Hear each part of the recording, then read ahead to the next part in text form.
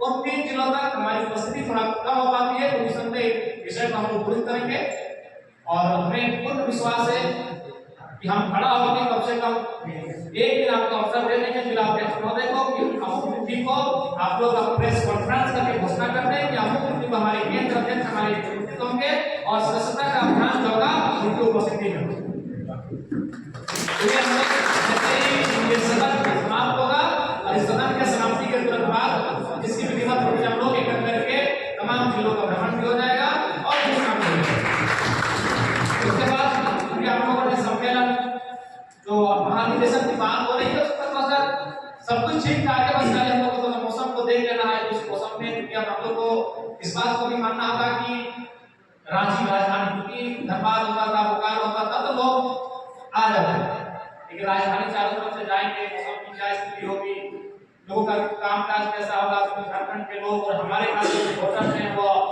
कामकाजी वोटर्स हैं, कामकाज उनके लिए इम्पोर्टेंट है, तो हम लोग चाहेंगे कि उसके कामकाज को नाबाधित करें और हमारा महासम्मेलन महाधिवेशन भी हो। उसके लिए हम चाहेंगे कि केंद्र कमेटी हमारी जब भी बैठेगी इस पर चर्चा करके आप 3-4 महीना पहले ही अपने अधिवेशन की घोषणा कर देंगे ताकि जब हमारा अधिवेशन हो तो जो बलियापुर में हुआ था उससे भिन्न। उसके बाद क्योंकि निसंदेह 2029 5 वर्षों का हमारे पास एक समय है और 5 वर्षों तक सर्वाइव करना भी है, लेकिन उससे पहले हमारे पास नगर निगम के चुनाव है, उससे पहले हमारे पास पंचायत के चुनाव है, लेकिन पंचायत के चुनाव भी 2 साल का है। हमें लगता है 2-4 महीनों में हमारे पास होगा और नगर निगम का चुनाव होगा। तो इसलिए नगर निगम का चुनाव एक तरह से हमें अपने आप को स्थापित करने के लिए भी, सर्वाइव करने के लिए भी कहीं ना कहीं बहुत ही महत्वपूर्ण होगा। ऐसे में जो हमारे जिला अध्यक्षगण है और हमारे जो जिला की टीम है उनकी जवाबदेही, उनकी जिम्मेदारी दोगुनी होगी। अतः हम लोग चाहेंगे केंद्रीय कमेटी एक बार फौरन फिर से बैठे और नगर निगम का चुनाव का रूपरेखा क्या होगा उसके लिए हमारे जिला की टीम को कार्यभार क्या सौंपेंगे, इसे बहुत जल्द ही उन तक संदेश के रूप में उन तक पहुंचा दिया जाए ताकि वो अपने काम में लग जाएंगे। क्योंकि हम लोग कहीं ना कहीं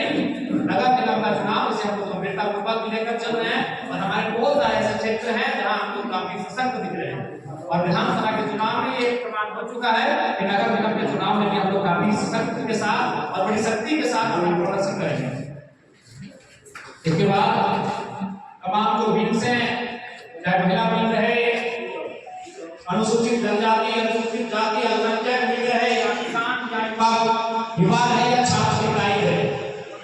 उस दिशा में भी हमें काम करने की आवश्यकता है और आप सभी से आग्रह होगा कि आप ये सोचकर चले कि ये पार्टी आपकी है, ये संगठन आपका है, इस संगठन को आप जीत रहे हैं। इस प्रकार घर का खेत होता है, उस खेत में हर एक भाई अपने अपने स्तर से काम करता है, हर किसी को ये अनुभव होता है कि खेत हमारा है, हमारे पूर्वजों का खेत नहीं, हमारा ही खेत है। ठीक उसी प्रकार इस राजनीतिक दल को ये मानकर चलना होगा कि हमारा ही राजनीतिक दल है और आपको उस दिशा में कार्य करने की आवश्यकता है। क्योंकि कहीं ना कहीं हमें भी लगता है कि हम लोग का जो कार्य का जो क्षमता है उसे कहीं ना कहीं विकेंद्रीकृत करने की आवश्यकता है और ये तभी संभव होगा जब आप लोग अलग मूड में रहेंगे, एक्टिव मूड में रहेंगे, तो निसंदेह समस्या का समाधान भी होगा और जो लोगों की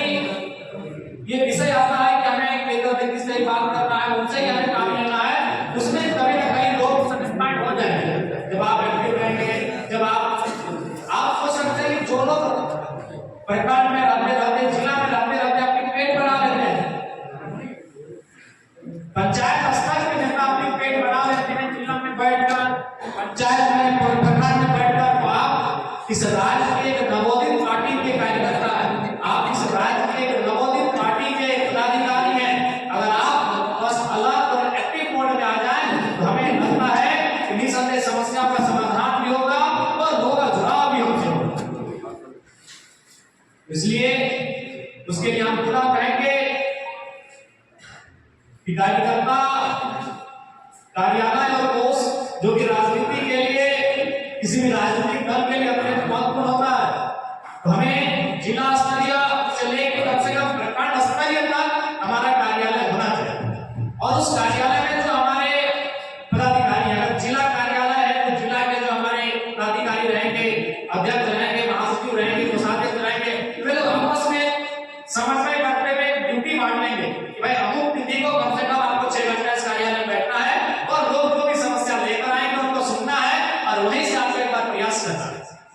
प्रखंड का मामला रहेगा तो प्रखंड टीम अपने आप में समन्वय स्थापित कर लेगी कि भाई बुधवार को अध्यक्ष जी बैठेंगे तो मंगलवार को उपाध्यक्ष महोदय बैठेंगे। तो इससे क्या होगा कि लगातार बैठने से, लगातार लोगों को सुनने से, लगातार प्रयास करने से एक सकारात्मक माहौल उत्पन्न होगा और हमें लगता है 2029 से पहले हम लोग अपने आप को सशक्त बना लेंगे।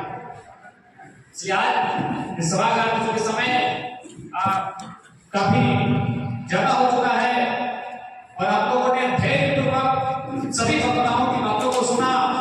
और हमारे पदाधिकारियों ने उनके बातों को नोट भी किया है और निसंदेह उन पर हम लोग संज्ञान भी लिए हैं, समाधान भी करें। जैसे एक बात है और ये भी बात सच्चाई है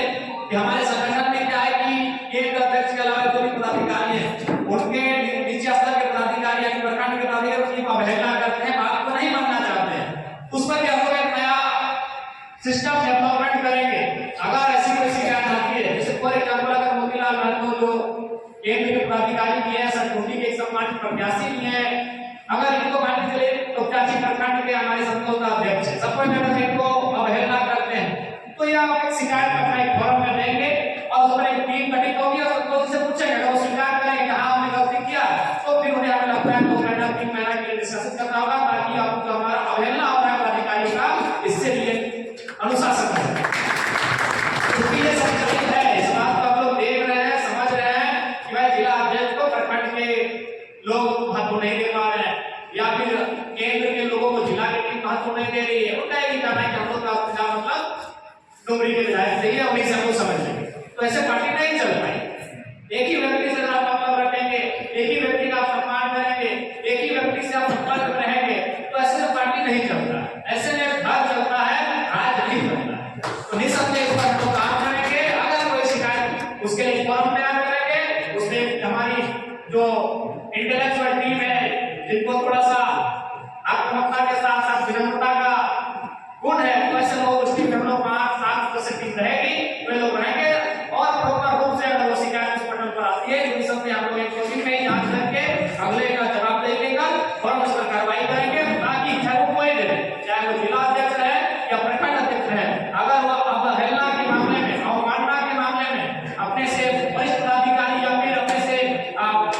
जिला स्तरीय पदाधिकारी, केंद्र स्तरीय पदाधिकारी का सम्मान नहीं कर पाते हैं तो उन पर फौरन कार्रवाई होगी। इस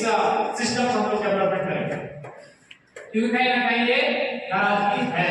और ये सच्चाई भी है कि हम लोग देख भी रहे हैं और समझ भी रहे हैं। और सबसे ज्यादा समय नहीं लेंगे, जो हमारा मेंबरशिप का जो कैंपेन है इसे जितना जल्दी हो सके और जितना सुचारू रूप से हो सके, हमें एक बूथ स्तर तक, बूथ से भी एक